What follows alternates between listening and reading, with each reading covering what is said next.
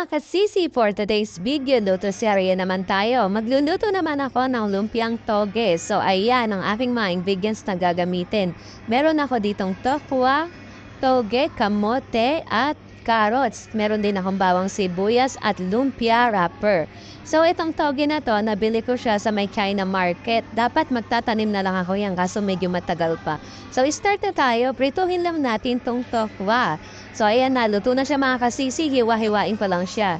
Tapos igigisa ko na yung bawang sibuyas, carrots, at ilalagay ko na rin yung kamote. Magkapulay yung kamote at yung carrots, no?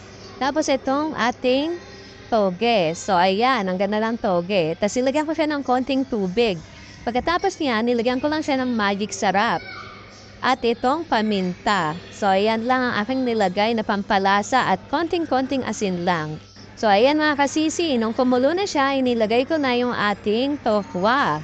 So ayan, wala akong nabili na Baguio beans, sayang. Pero okay na to, curry balls na to. So start na natin siyang ibalot. Medyo matrabaho lang talaga itong lumpiang toge pero masarap talaga siya. So ayan na mga kasisi, nabalot ko na siya. So start na natin siyang iprito, 'di ba? Sa atin binebenta to 5 piso isa, 'di ba? Tapos may sausawan na suka.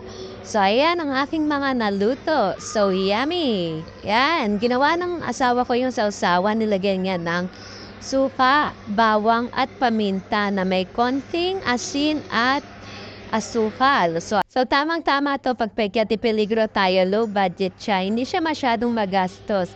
So yun lang mga kasisi. Thank you sa pag-view nyo. See you in my next video.